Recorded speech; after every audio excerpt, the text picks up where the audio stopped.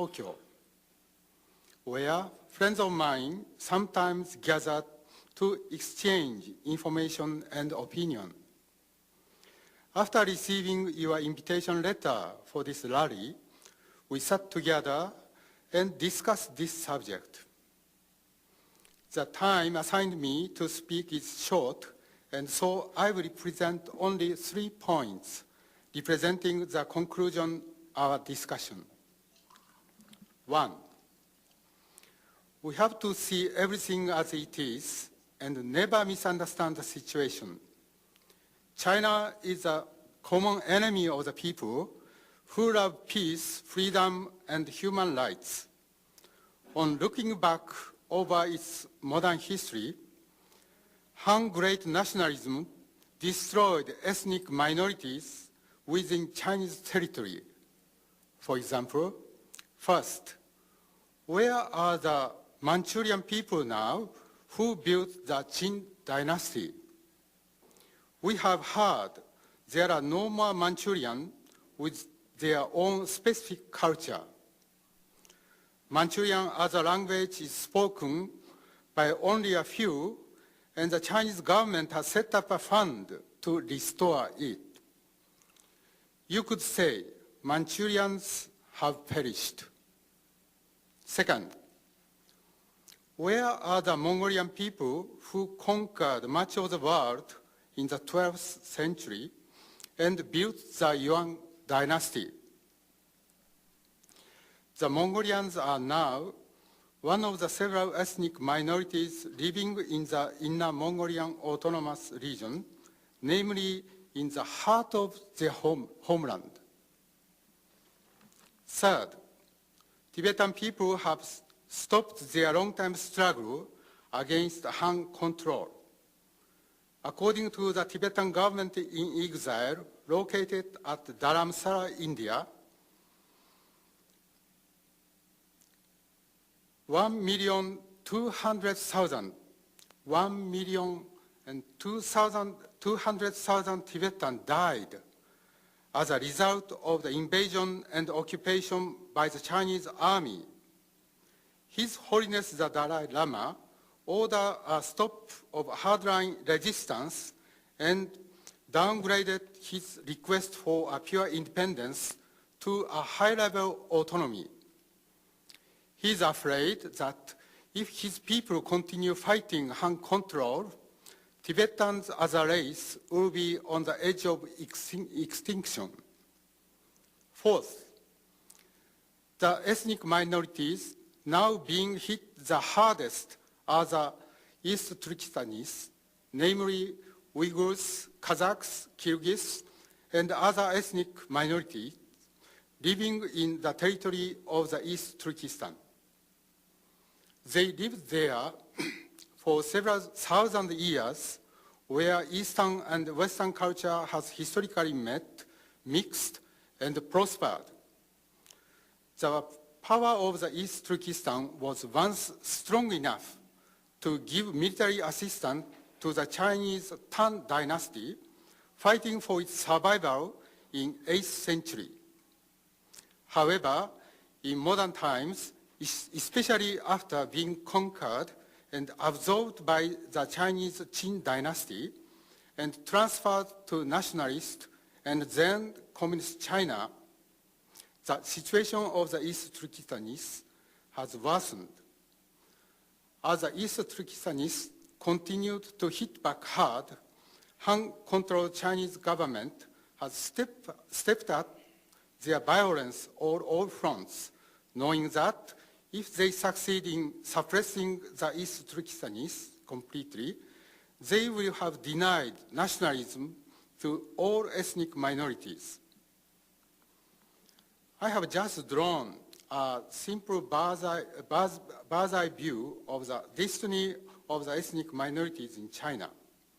In short, the Manchurians are already gone. The Mongolians are drowning. Tibetans are paralyzed, and the East Turkestanis were now suffering the most. It is a concrete fact that these ethnic minorities are all running along the same course, one after another, and the end will be extinction of these peoples as a race. Needless to say that the Han Chinese Communist government is entirely responsible for this result. 2, the Chinese economy looks very successful, but we must see clearly and don't misunderstand the present situation.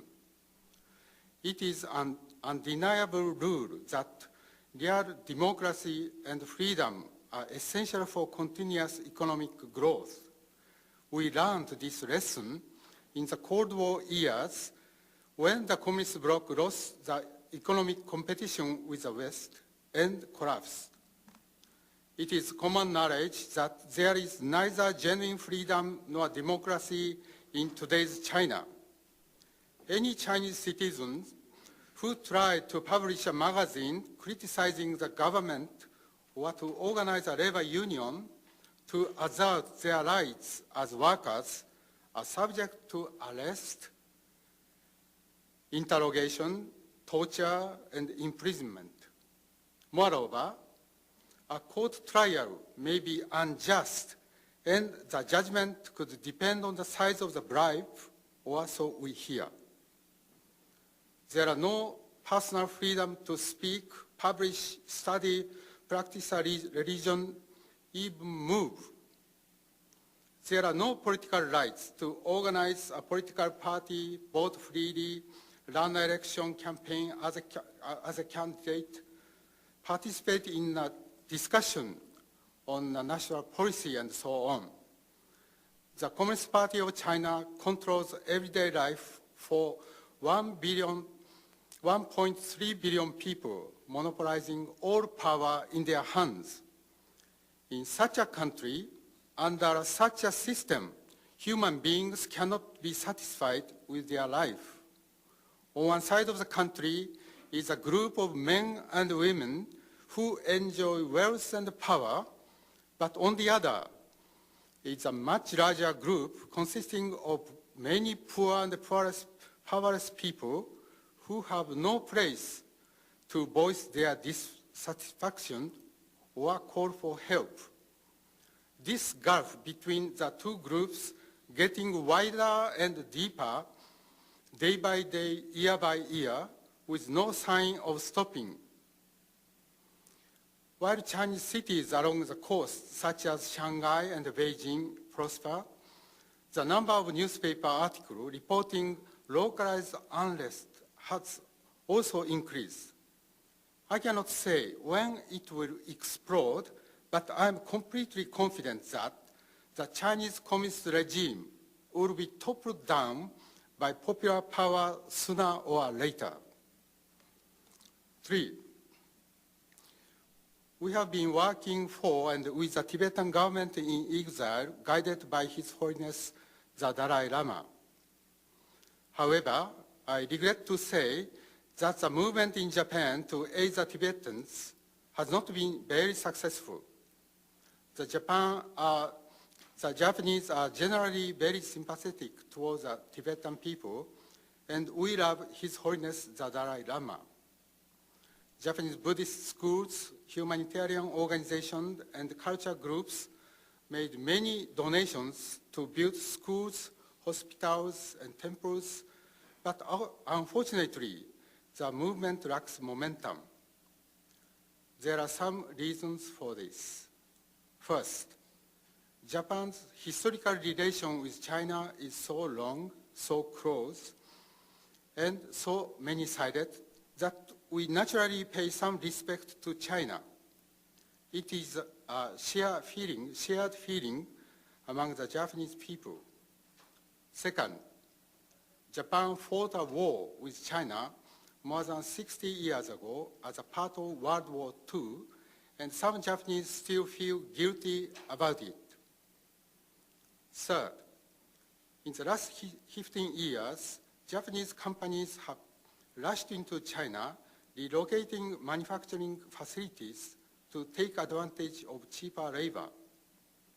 This phenomenon and trend is worldwide, but the Japanese economic and business sector is extremely powerful.